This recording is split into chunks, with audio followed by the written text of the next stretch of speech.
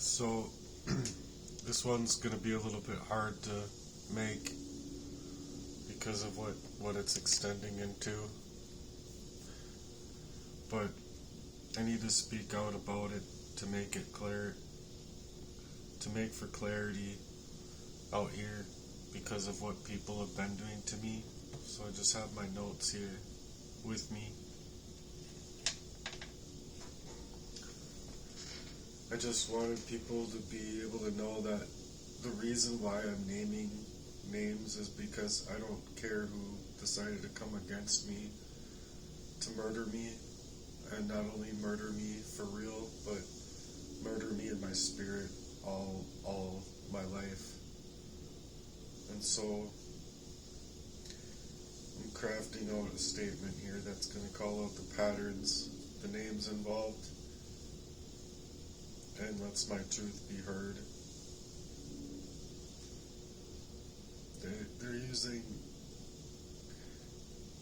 They're using hacking as their manipulative tool, along with my own love life, my own social media accounts, and even my phones at times when I've been like in a homeless shelter and stuff like that, so that I wasn't able to see Danny Heinrich. That's their goal. That was their goal anyway. But I happened to be right there, and I remember thinking, praise you, Lord. At least, like, I mean, I'm sure I'm like dealing with all this pain, and I'm in here fictionally, like, you know, usually people are in a homeless shelter because of their own actions, or supposed actions, I should say, but I don't believe that they even understand the far implications that are creating for the avenues for them to be there. But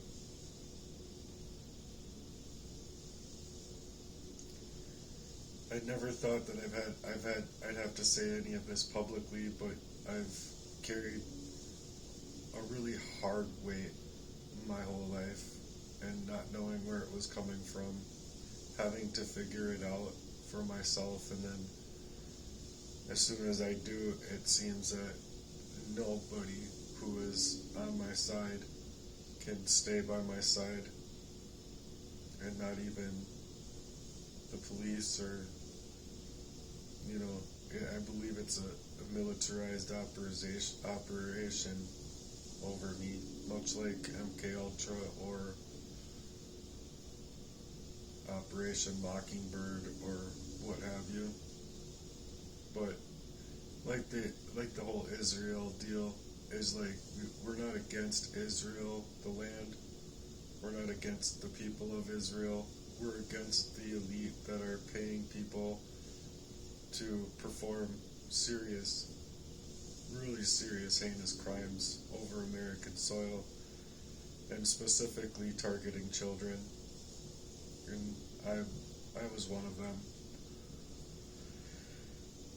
It started from my own bloodline with my father, Tom Murden, and Tom Murden got away with rape,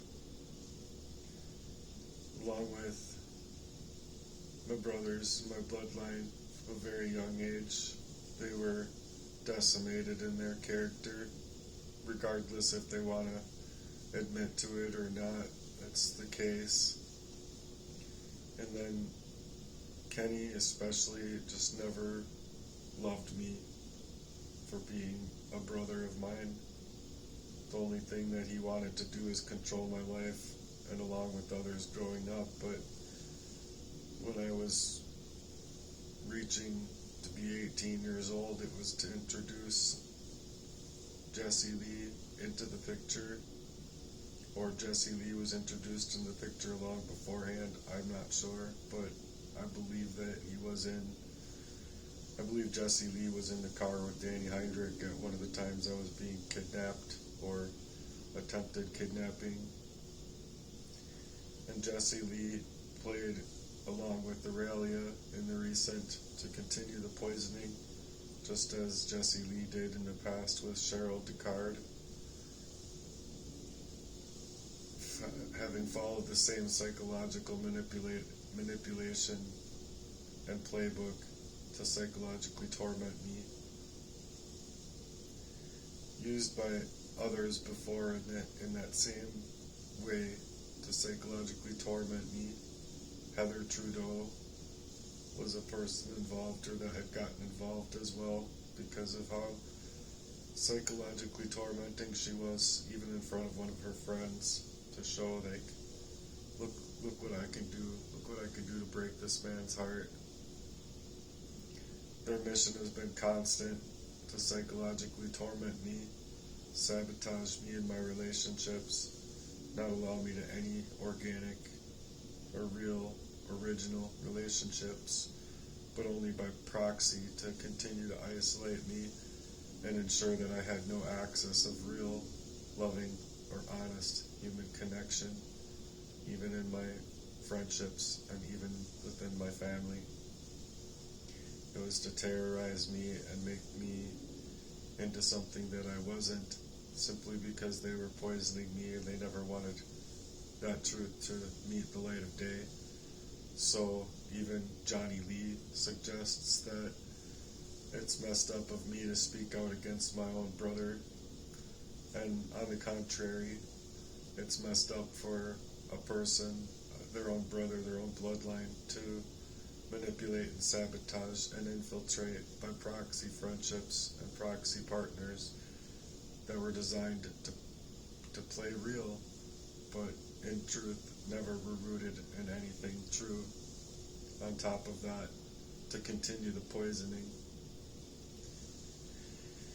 So biologically, I was being messed with, and I never really could figure it out until the recent.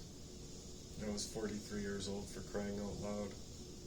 I have every right to speak my truth about the way that these people moved in my life, because they never meant for me to grow, to heal, or to thrive in my life at all. It was meant to control me, to exhaust me, and to destroy me quietly while stealing my identity and performing an actual identity theft for money. I do believe taking life insurance policies out at the same time of making sure and hoping to make sure that I fall to the ground and die. It's a criminal operation that continued behind the scenes of my whole life. And even after working, upwards of 120 to 150 hours a week at times to build a life outside of the pain that I was being given, and to try and work outside of the surveillance of what I felt was a covert warfare over me, and it was just too close to home, where I would ask my brothers for help, saying that there's something happening to me that I would really like your guys' help on, and I just think it would help to have an extra set of eyes or two to help me out and to create that fraternity or brotherhood and just kinship that I needed. But the fact of the matter is they never stopped, and I didn't know that at that point. Their goal was total life ownership of me through confusion, poisoning, emotional sabotage, and then relational betrayal, just in crazy levels. So now that I see fully the pattern for what it is, the psychological warfare designed to destabilize me and erase me, while they were to try and rewrite my story, or to try and play it off as I'm somebody that I wasn't. But I refuse to be silent about this, because it has to deal with murder, and so no, I have every right to speak out about anybody that decided to come against me and my spirit, my truest spirit, so that they could psychologically torment me emotionally in general and betray me within my relationships in general. But the worst case of it all was I was being poisoned, and I learned this by the patterns of abuse that I received, all feeling exactly the same way as they always have. leaving me feeling like I am legitimately slipping out of myself, unable to breathe down to the cellular level, and experiencing shortness of breath and the heart palpitations that would rise from just the sheer anxiety factor of not knowing where it's coming from and not knowing how to move and not knowing what to do. But I refused to be erased. I know I'm not the one that's crazy or has a mental health illness. It is actually these people that have the mental health illness. I'm not abusive. I am not the story that they created to justify what they did to me, even though I'm the one that had to survive it all, going through anger management and domestic abuse classes, with both times the instructors telling me that they've never seen anyone like me, that just didn't feel like I belonged there to them. And even when I didn't understand what it was that was happening to me, it's still a big breadcrumb knowing that these people played upon my life in the worst ways to perform in this way against me. And so my speaking out is absolutely a meaningful way for me to not only get my truth out here, but hope that I can reach the FBI in ways that they can understand too, further than the teams that they're creating around the identity theft and the IC3 and the complaints that I've already made this far.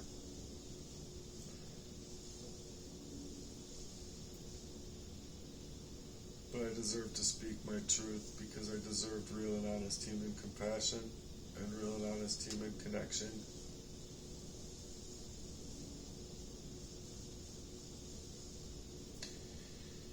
So now that I see their full pattern for what it was, and I'm refusing to stay quiet, I now understand that I'm trying to take back my name, my voice, my energy, and my identity. They're not allowing me to try and get to it. And so I'm putting together screenshots, sending them in multiple different directions. I'm creating on YouTube, as you all know, to create the description of why I'm looking for community support, church organizations to support, just community in general as far as churches are concerned, and Christ-centered, God-fearing believers of Christ Jesus, our Savior, given to us by the Lord, but it was literally the Lord in the flesh here on earth. So it's really sad what people did to God's only begotten Son, Jesus Christ.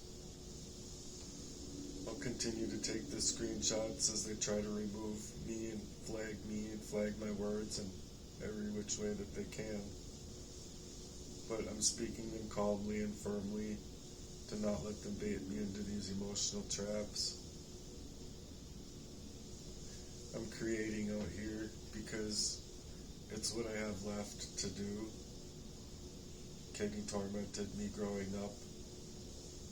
He never wanted me to even drum or get along with anybody the same way my other brother didn't.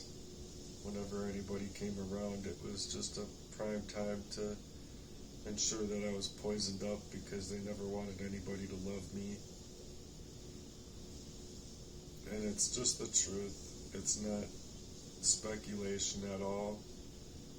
It's not accusations.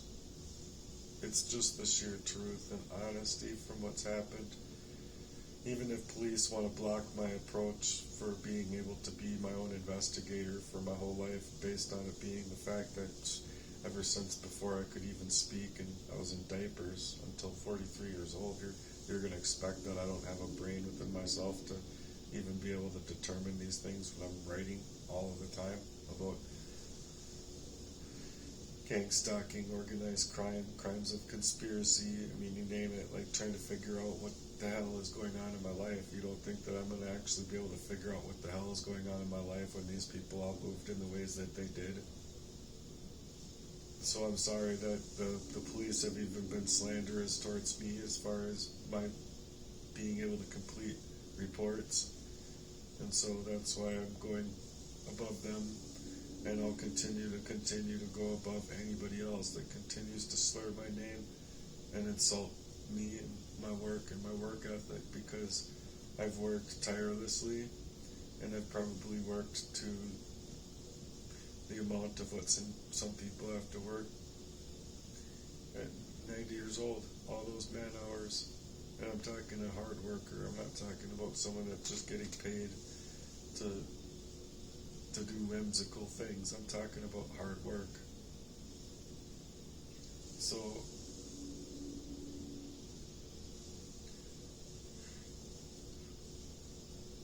it hurts because I don't think people understand it. I don't think that people understand that these people have been so abusive to me in my life that they are literally staging me up to die, to take away my life and perform identity theft, and how each person's character and what they do for work and everything is just fitting. Emily Dodge being a person that was supposed to come up in the mix of my being able to work at ITI, for an example. It was not only Jesse at first coming to poison me, which is, I think, exactly what did happen, and then I was instigate a person to work there that was to also be narcissistic towards me, meaning to take away my job.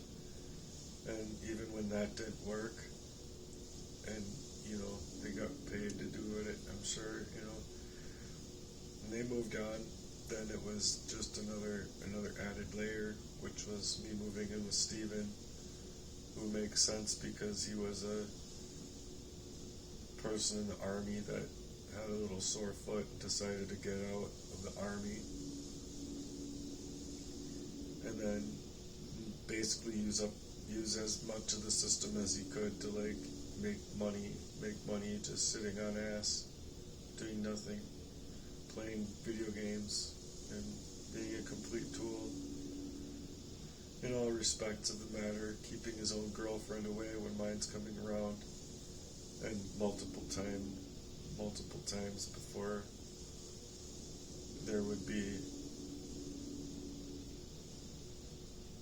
any other person involved in my life, basically. But before Emily Dodge got involved, then it was to take me away from there.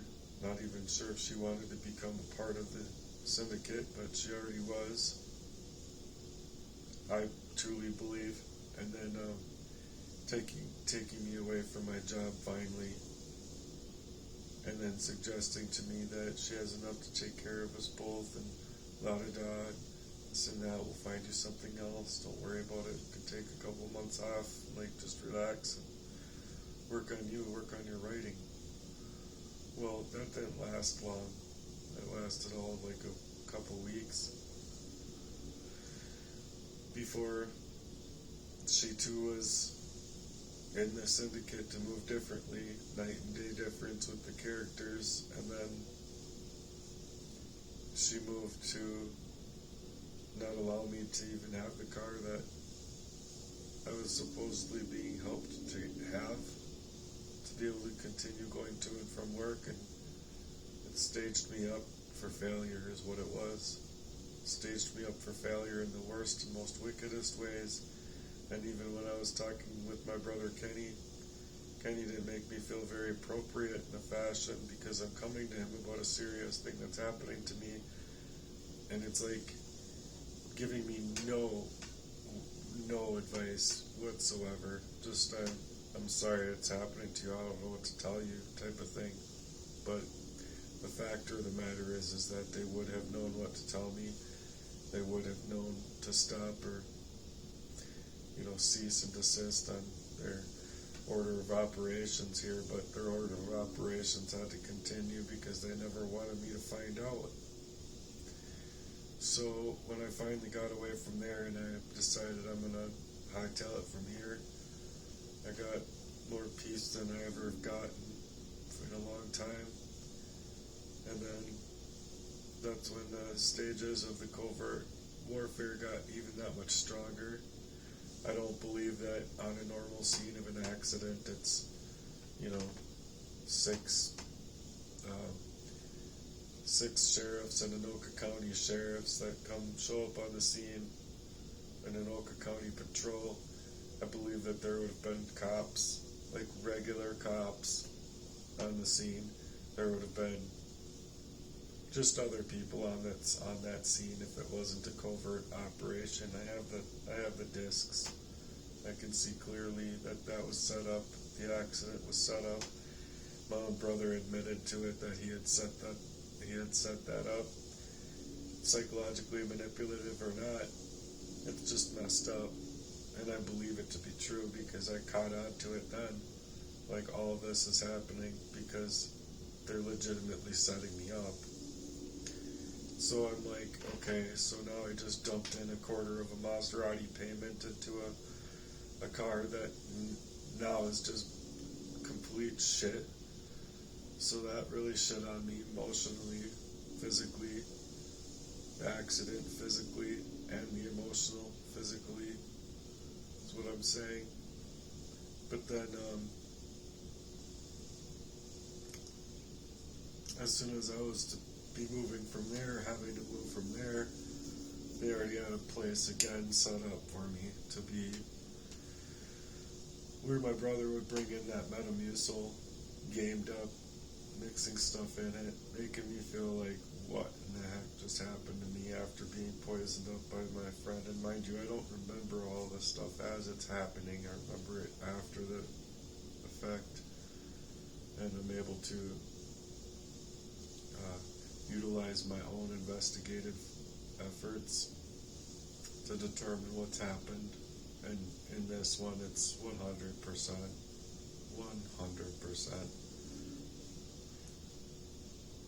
Not even allowing me to go into a regular colonoscopy to figure out what's going on with me. And not only did they run into a blockage problem that they suggested was there, but they looked at me like they just did not know what to do with me.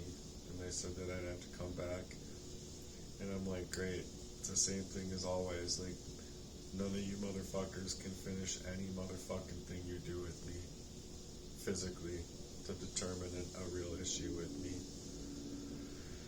So I just don't feel like I'm being treated right on all fronts because I'm not only being decimated in my character, decimated in my work life, and decimated in my health, but then I'm going to the health departments and I'm being further gaslit there and having to dealing with medical malpractice on other levels. I'm not sure about that specific place, but just other levels in my life. Medical malpractice all over the board. And then on top of it, like, they're legitimately utilizing these things to psychologically and emotionally torment me that much more.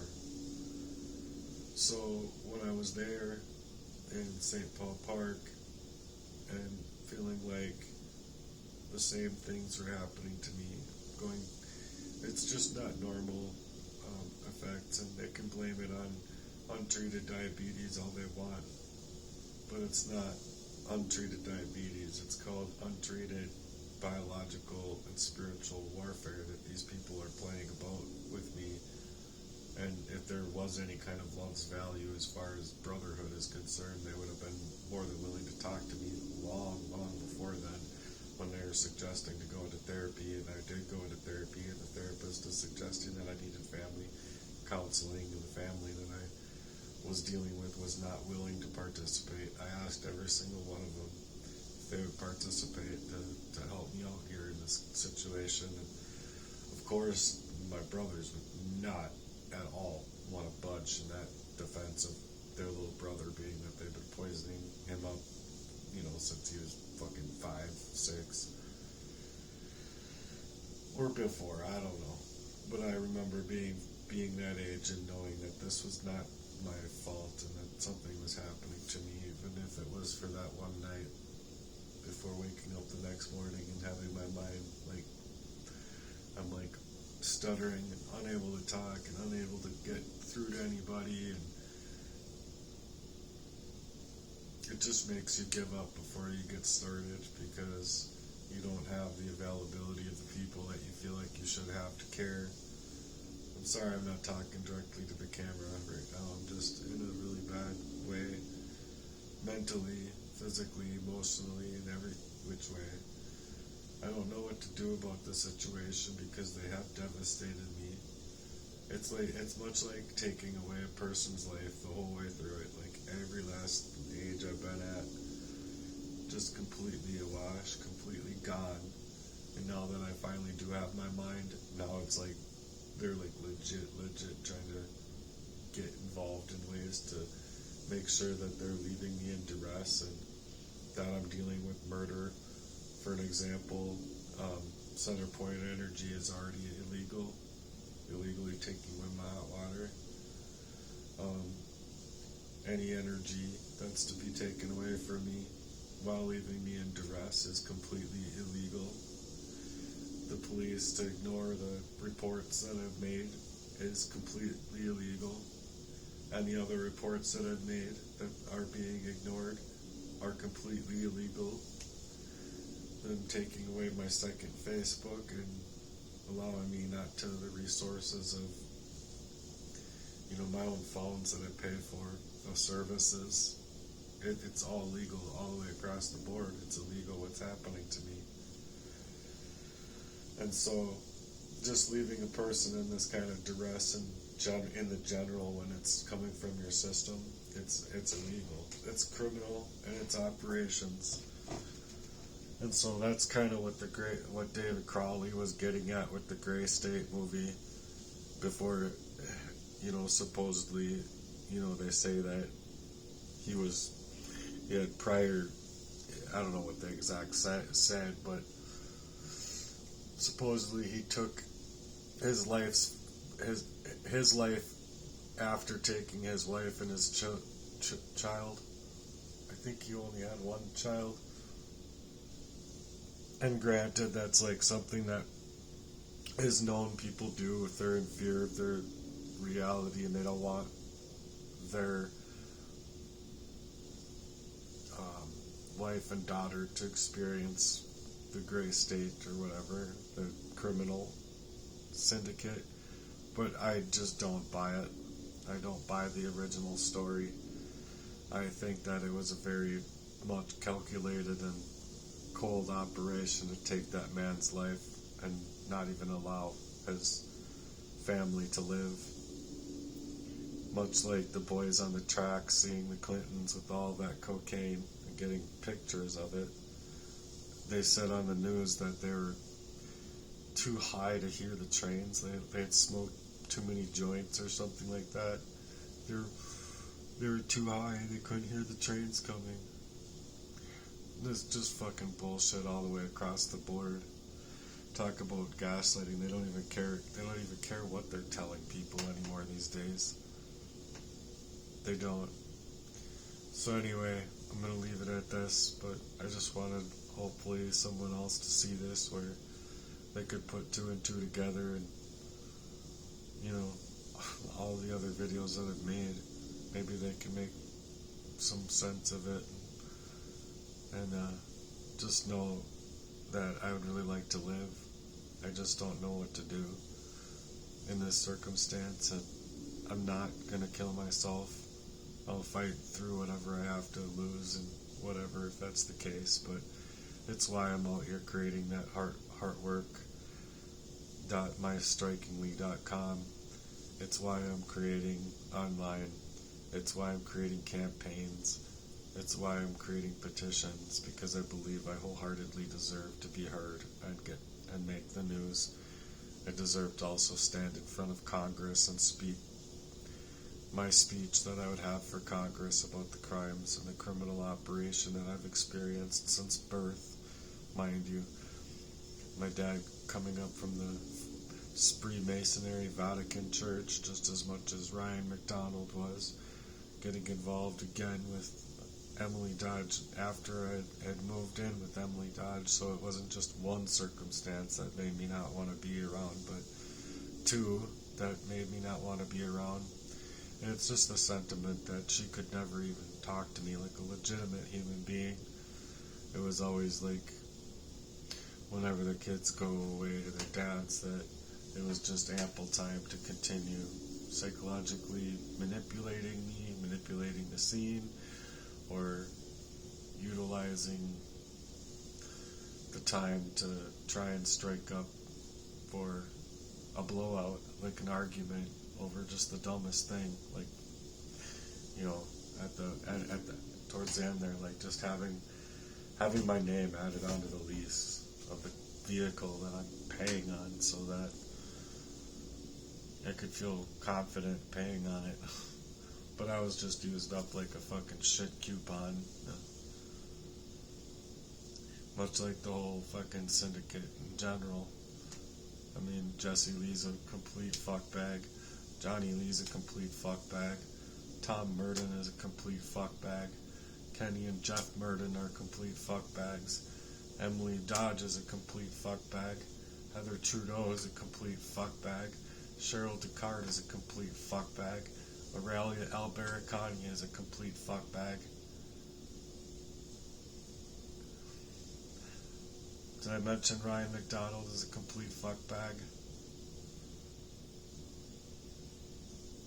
And, you know, there's others, you know, nameless faces without names, as far as being a part of syndicate, that, you know, like getting me into that car accident, and for like a month prior, like sincerely them trying to get me into a car accident to stop me from working, stop me in my grind. All these people are complete fuckbags. If you work in a syndicate in that kind of way, I deserve to say it for exactly how it is. All you guys are complete fuckbags, and I don't care what you try and do to save your own faces in front of your kids or in front of your little podunky little fucking lives. Y'all are a bunch of fucking murderers is what you are. And I'm not gonna fucking stop until I can get my story heard, even if it drops me to the fucking ground, G. Because I've been dropping to the ground for a long time, and so these motherfuckers didn't even think one little bit about what warrior I'd have to become to get through it all, to get to this point I'm at in my life. They did not care. They moved about me as if they had their plan in place, and when plans didn't work, everyone fled. Like, bye. Complete assholes, G. Complete fucking ridiculous assholes. Anyway, thanks for being here. I hope that I can reach some kind of support out here to help me. Hopefully either stay in my place or get to a point where I can put together a real mission out here for change. I'm tired of the way the world is working. I'm tired of the way the police work. And if you ask me, I'd be a better police than they are these days. I'm not saying they're not strong. I'm not saying that they're not bullies. I'm just saying that they're not really doing police activity or police work or investigative work or anything good-natured of the heart. They're just working in syndicates and stuff like that. And if that's the case, I'm sorry. I'm sorry you get paid. I'm sorry that somebody's willing to pay you for the unnoticeable blink of an eye that this life is, because after this life, don't allow me to judge, but I believe that God has given me a message to give to you, and you're not going to get very far in the afterlife.